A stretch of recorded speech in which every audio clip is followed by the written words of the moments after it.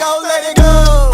Эй, Хью Хафнер, Хью Хафнер, Бля, у меня голос охрип. Halo guys, perkenalkan nama saya Satu Nasima dan Kolmina. Saya dari anggota aktivitas Baseball Makassar. Saya di sini akan memberikan penjelasan tentang apa itu read and react. Read and react adalah tipikal offense yang membaca situasi atau kondisi dalam lapangan. Situasi itu bisa saja keputusan, aturan, maupun reaksi. Keputusan adalah gerakan pemain yang menguasai bola atau memegang bola. Contohnya shoot, dribble, passing, dan layup. Sedangkan aturan adalah gerakan pemain yang tidak memegang bola.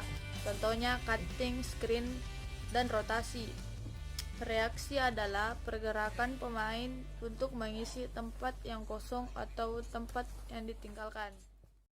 Read and react disebut offense tanpa pola karena read and react memberikan kebebasan terhadap pemain untuk mengambil keputusan. Di dalam read and react, pemain yang berhak mengambil keputusan yaitu pemain yang memegang bola atau ball handler. Dalam read and react, pemain yang memegang bola atau menguasai bola atau ball handler bisa mengambil keputusan, tapi dalam keadaan bola hidup, bukan bola mati. Strategi dalam lapangan bisa kita sebut dengan layer.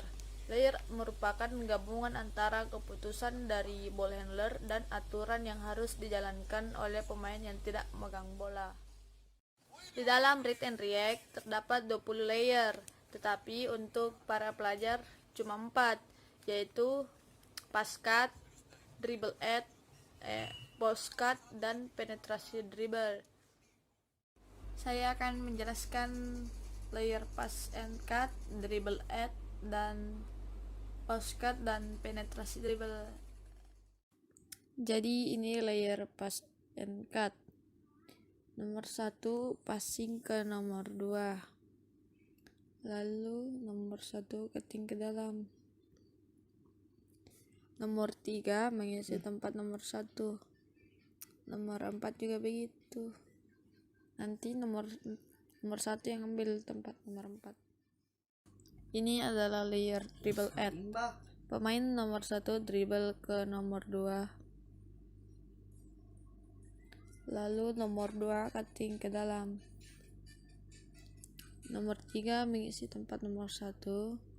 4 isi nomor 3. Nomor 2 ambil nomor 4. Ini adalah layer post cut. Bola di nomor 2. Nomor 2 passing ke nomor 5.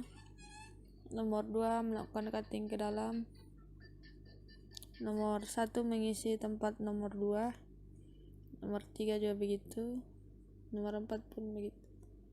Nomor 2 ambil tempat nomor 4. Terima kasih sudah nonton. Jangan lupa like, comment, share, and subscribe. Assalamualaikum warahmatullahi wabarakatuh. Perkenalkan, nama saya Salsadilla. Saya duduk di bangku kelas 3 SMP. Saya bersekolah di SMP Negeri 18 Makassar. Di video ini saya akan menjelaskan sedikit apa itu read and react dalam offense. Read and react itu adalah tipikal offense yang memberikan kebebasan secara terbatas kepada pemain memegang bola atau yang menguasai bola untuk mengambil keputusan. Keputusan yang dimaksud adalah semua gerakan-gerakan yang dilakukan oleh pemain yang memegang bola, seperti misalnya passing, dribble, shooting, layup, dan meminta screen. Itu semua gerakan-gerakan yang termasuk dalam keputusan yang dapat diambil oleh pemain yang memegang bola atau yang menguasai bola. Di dalam read and react juga terdapat aturan. Aturan adalah gerakan yang harus dan wajib dilakukan kepada pemain yang tidak memegang bola. Di dalam read and react juga terdapat reaksi. Reaksi adalah pemain yang tidak memegang bola wajib untuk mengisi spot yang kosong atau tempat yang kosong. Dan di dalam read and react itu terdapat layer. Layer bisa dibilang aturan dan keputusan.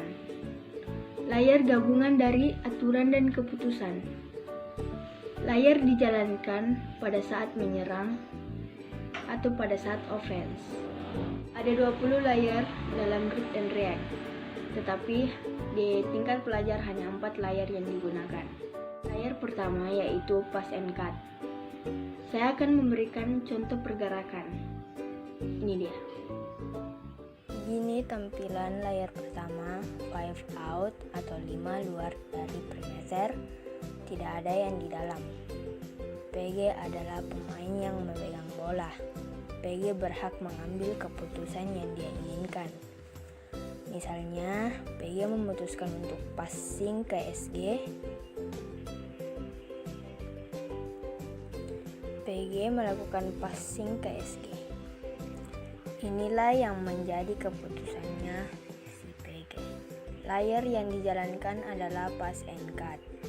Sudah jelas keputusannya adalah passing. Selanjutnya aturannya. Aturannya adalah siapapun yang passing harus dan wajib melakukan cutting ke dalam. PG melakukan cutting. Keputusan sudah diambil dan aturan sudah dijalankan. Selanjutnya reaksi. Reaksi itu harus mengikuti aturannya. Aturan yang dimaksud adalah rotasi. Jadi reaksinya itu seperti SF mengisi spot si PG, PF mengisi spot yang ditinggalkan oleh SF, dan PG keluar untuk mengisi spot yang ditinggalkan oleh PF. Nah, itu tadi pergerakan dari layar pass and cut. Selanjutnya kita masuk ke layar 2, yaitu layar dribble out. Ini contoh pergerakannya. Tampilan layar kedua sama dengan layar pertama, 5 out atau 5 di luar perimeter. Layar pertama tadi pergerakannya juga agak mirip dengan layar kedua.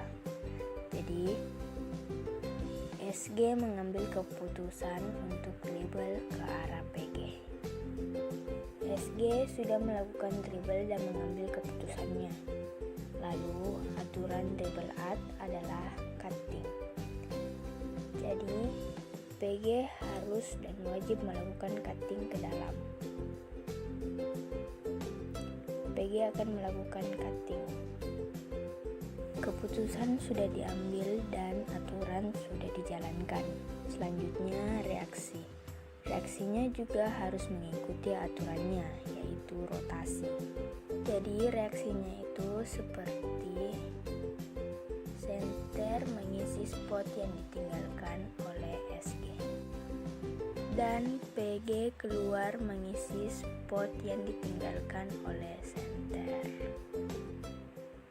Nah, itu tadi contoh pergerakan layar 2, yaitu layar dribble out. Jadi kita masuk ke layar ketiga, yaitu layar post cut. Ini contoh pergerakannya. Tampilan layar ketiga seperti ini, 4 out, 1 in atau 4 luar, 1 dalam. Jadi keputusan berada di SG. Jadi layar post cut ini keputusannya adalah passing. SG akan melakukan passing ke center. SG akan cutting ke dalam dan menunggu di no charge area. Tidak boleh terlalu lama karena takutnya nanti kena 3 second. Sambil menunggu reaksi dari pemain yang tidak memegang bola. SG cutting.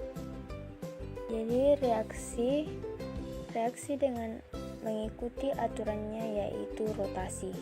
Jadi reaksinya itu seperti PG mengisi spot SG mengisi spot yang ditinggalkan oleh PG, PF mengisi spot yang ditinggalkan oleh SF, dan SG keluar mengisi spot yang ditinggalkan oleh PF. Itu tadi contoh pergerakan layar ketiga. Jadi kita akan masuk ke layar keempat, yaitu layar terakhir. Layar keempat itu adalah layar penetrasi dribble. Ini contoh pergerakannya.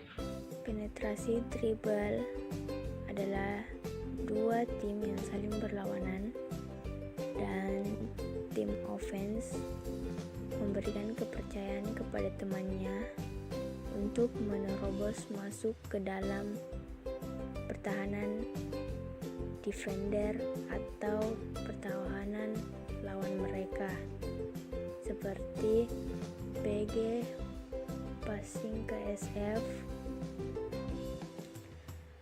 Dia memberikan kepercayaan kepada SF untuk menerobos masuk ke dalam. Nah, itu tadi contoh pergerakan layar yang terakhir. Semoga yang saya sampaikan tadi dapat bermanfaat, namun sedikit dan singkat. Sekian dari saya. Apabila ada kata yang salah, mohon dimaafkan karena kesempurnaan hanya milik Tuhan Yang Maha Esa. Wabillahi taufik wal hidayah. Wassalamualaikum warahmatullahi wabarakatuh. Salam Anbas.